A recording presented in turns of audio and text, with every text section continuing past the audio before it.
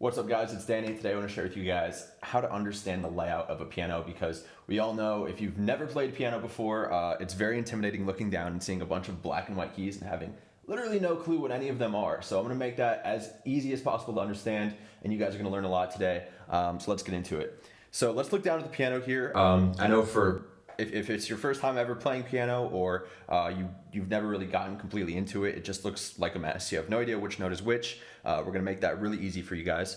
What we're gonna do is zone in on a section. And what we're gonna do is identify a note called middle C. Now, middle C on a full-size piano is gonna be the note right in the dead center. And you can find the middle C by finding the two black notes in the middle of your piano or keyboard. And it's gonna be the one to the bottom left, right here. That's going to be your middle C. Now that's going to be on any piano, no matter which size piano keyboard you're operating. The one directly in the middle of the piano, bottom left of the two black notes, is going to be a C. Now, to make it easier for you guys, any note that you find that's to the bottom left of any two black notes, the whole piano, is going to be a C. Now, the way the notes work is all the white notes range from A to G. Now, if we know this is a C and we just follow the alphabet, we're going to know that that's a D, E, F, G, and then it's going to go to an A, B, C. And it just repeats down the entire way of the piano. Now, that makes it a lot easier. If we know how to identify a C anywhere on the piano, we can sit down without writing letters down. We know which note is which. So if we know if this is a C down here, or if this is a C up here, we know that this one is always going to be a D. So as you start learning and as you start progressing in your piano, it becomes a lot easier to know which note is which, as you know you're going to use the black notes as a reference.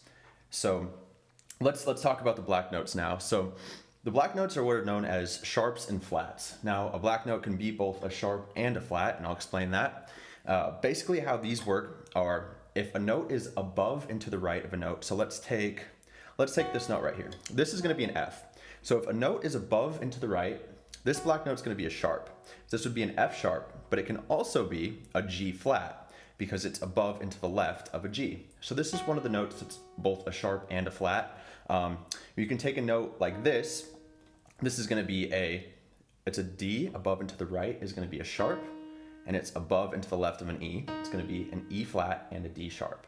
Now, there's some notes that don't have flats and some notes that don't have sharps, like an F does not have an F flat because there's not a note above and to the left of an F, but there is an F sharp. So that's going to explain how you're looking at the keys in terms of which notes are which. You're always going to be able to tell by using the black notes as a reference to finding the white notes. So hopefully that helps with that. Now that we know which notes are which, let's talk about the fundamentals. So like basketball, the key fundamentals are when you're learning is you're going to learn how to dribble and you're going to learn how to shoot. If you don't know how to dribble and you don't know how to shoot in basketball, you're not going to be a very good basketball player. So same thing with piano. Your dribbling and your shooting are going to be your chords and your scales. Now, if you're new at piano and you don't know where to start, I always tell people just learn chords. Go find your favorite song, pull up the chords and learn the chords to that song. It's going to make it so much easier. I have a video talking all about how to do that if you're trying to just learn starting out. But learn your chords. Chords, if you don't know what they are a series of notes that you play. So you'll play 3 notes at the same time. It could be 4 notes, it could even be 2 notes. It's just multiple notes you play together that make it sound pretty. That's how I explain chords to people. Now, there's a whole bunch of different chords out there. I can't cover them all in one video. I do offer a course called Hear and Play Piano that's going to cover everything from what we're talking about today to all the chords and all the scales and how to tie everything together to be able to play completely by ear without having to read any sheet music. If you're interested in that, it's for the price of what you pay for literally like 1.5 lessons. So you get everything. It's completely rewatchable. You can go at your own pace, self-guided, and you can learn from your phone, your computer, whatever you want. So if you're interested, the link to that course will be in my bio.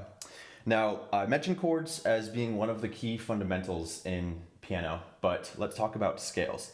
Now, scales are just the foundation of music. Basically, let's explain it like this. Say you're listening to a song and it's in a certain key.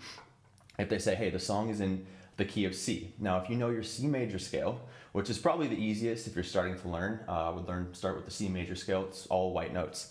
It's pretty much how a player would be able to freestyle or improvise if they were just hopping in. If you've ever seen those guitar players or piano players, when a band's just jamming, hop in and be able to rip a solo off their dome. It's just because they know the scale of whatever key they're playing that song in. So a scale is just a series of notes that fall within that key. And you can find a song that's in C major and pretty much play any of the notes as that song's going that's in the scale, and it's going to sound good. So again, there's a whole bunch of different scales you can learn. There's a scale for every note, major and minor. So there's definitely a lot to learn there, and it takes a few months of good practice to learn the scales if you're committed to it. But again, fundamentals of piano, chords and scales, if you master those two, you'll be top 1% of piano players. I can guarantee it. So again, that's going to cover, which notes are which, and then the fundamentals. So if you're looking to get started, at least you have that base point to be able to tell, okay, now I know which notes are which. Now I know it's easier to learn chords now that I know which notes are which, and I don't have to have tape on the keys that indicate which key is which key, because God knows when I started learning, I needed the tape on the key because I could not figure it out. So you'll start understanding that, which notes are which just by looking at the piano, but always use that C as a reference. So if someone says, play an F, you're gonna go, okay, that's a C, so that one's gonna be an F.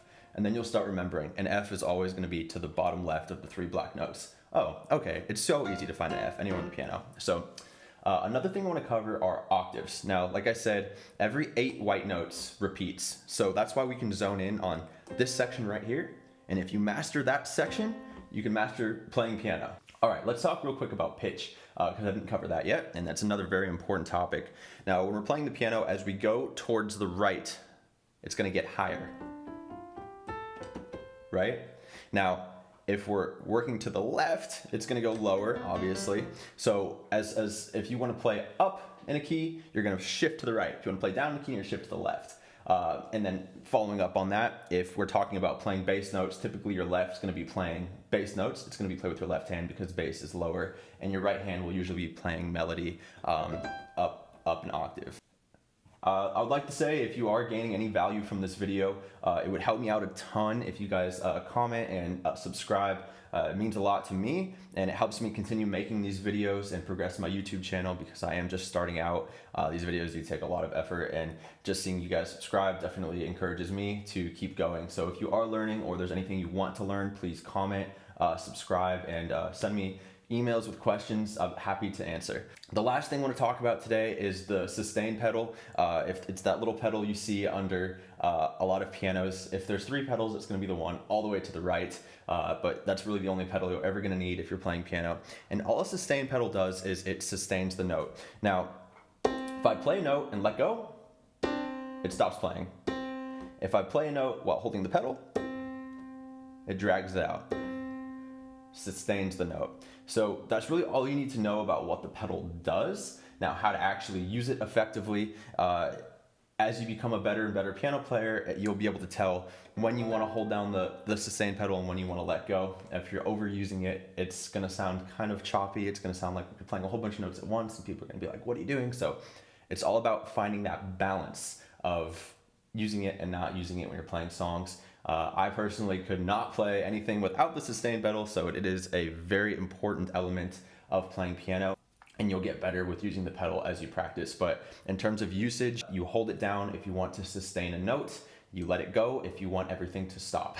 All right, well, I'm not going to keep this video too long because I do cover a lot of the other topics in my other videos, and I wanted to make a video just explaining the layout of a piano to you guys, because I know there's a lot of people who are deterred from piano because they don't understand how, for lack of a better term, simple it is to understand the actual elements behind it, what makes a piano, and how piano players are able to look at a piano and understand which notes are which. So if that helps you out, guys, thank you so much for watching.